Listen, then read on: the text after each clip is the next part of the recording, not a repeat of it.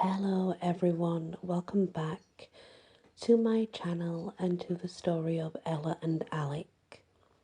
If I sound different, I have a swollen cheek. I actually accidentally bit my inner cheek, but what's different with it is it's not healing properly.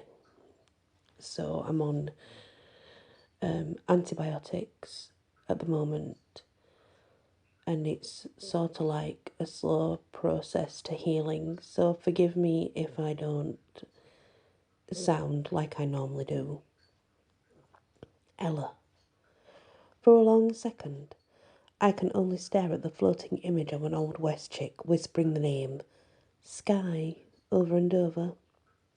I've seen a lot of weird stuff, but even for me, this is new territory. Then again, maybe it's part of today's lesson. I point to the image of Sky. Who is that, Miss Morningdew? Turning, the teacher focuses on the floating picture once more, only now it's back to being a blue guy with mist for legs. It's just a generic blue genie, Miss Morningdew replies. He doesn't have a name. She stalks closer. Are you feeling all right, Ella? Did all this talk about your missing wings upset you? At this point, everyone in class is watching the Torture Ella show. Again, this is typical stuff for Faye. Our people pair gorgeous faces with sadistic personalities. This is why I hang out in the back of the room and just watch the wings most of the time. As a matter of fact, all this wind talk did upset me, I explain. I'd like to go home early and cry now. Which is only partly true. Still, I know how my people work. If Miss Morningdew thinks I'm heading home in order to play video games, then she'll never let me leave. But if I'm taking off to suffer, that's fine and dandy. Sure enough, I'm totally right. In short order, I'm back in the main reception hall at school. Everyone's in class now, so the place is deserted. I check my locker to get my stuff, and that's when I realise my big miss. I left my +10 cloak of hiding at home. By wearing that garment, I can walk the streets without being mobbed by stalkers. Without it, I need another way home. I try texting Alec. Sadly, the Lachon building gets spotty reception at best. My messages don't go through. That's when it hits me. I'm already really good at using my fairy magic to boil water. Maybe it's time to try casting a transport spell on my own.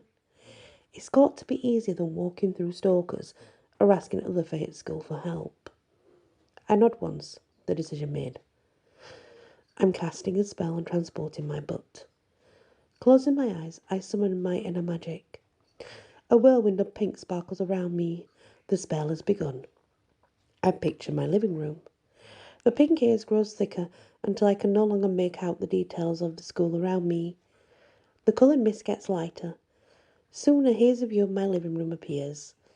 The scene solidifies. I'm home again and smiling. The spell worked. Only it feels really cold in here. I'm about to check our thermostat when I notice the truth. I'm naked. A rustling sounds behind me. Every nerve in my body goes on alert. Little by little, I turn around. Alec is here. Oh, hell. Now Alec and I have kissed and such, but I've certainly never seen him naked, nor have I been naked in front of him before. So do what any normal person would do under these circumstances. I lunge across the room and hide behind the couch. Ella, you all right? I wonder why Alec sounds so calm and smooth, but then again he's wearing clothes. Seconds tick by.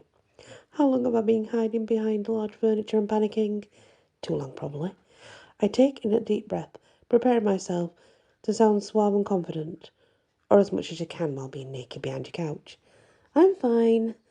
Sadly, the words come out about 2 octaves higher than normal. I try again. Can you get me something to wear? Sure. I hear footsteps as Alec walks into my bedroom, followed by the rustle of drawers opening and closing, and that's when I realise my big mistake.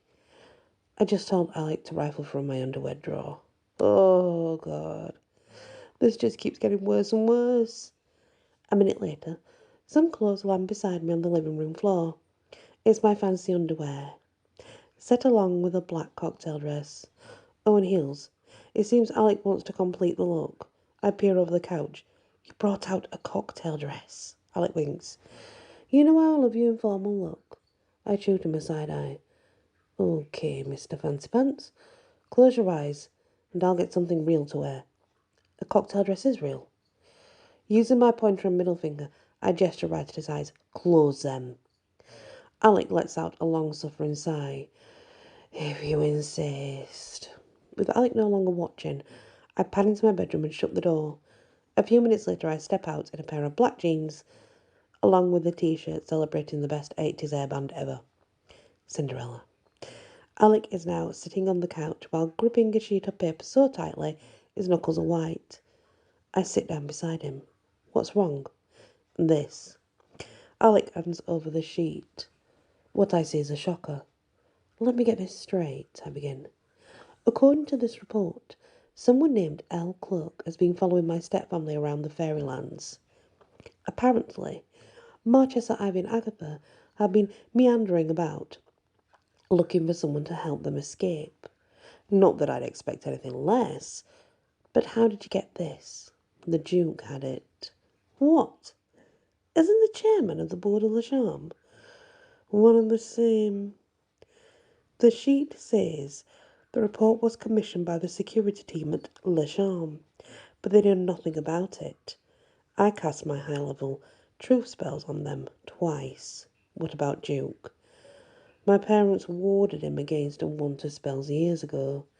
The idea is to keep him safe from being brainwashed or whatever. I lean back onto the couch and think this through. If someone at Le Charme is watching my family, then you know they have tabs on Diamond and Legend as well. Agreed. Alec rubs his neck in a slow rhythm. I don't like this. I've cast dozens of divining spells. I can't shake the feeling something is wrong, but I can't discover what it is. Fortunately for us, I know the perfect thing to do. What's that?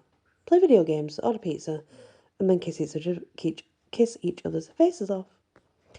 Alec's face lights up into a 1,000-watt smile. I love this concept. I return his grin with one of my own, and as I fire up my gaming console, my thoughts return to how my stepfamily is now roaming around the fairylands. I've no doubt that Marchesa and Ivy are perfectly fine and well fed. Those two are tough as nails. But Agatha is a kind soul. She's the type who'll give away a last meal before fighting for seconds. In fact, I never understood why she insisted on joining Ivy and Marchesa in exile anyway. I wouldn't be surprised if Agatha had zero to do with any of their evil plans. So why would Agatha follow them to fairylands? An odd sense of foreboding settles into my soul. I certainly hope Agatha is all right. Oh, that's the next part of Ella and Alec. Interesting stuff, guys. Thank you for listening, and many blessings.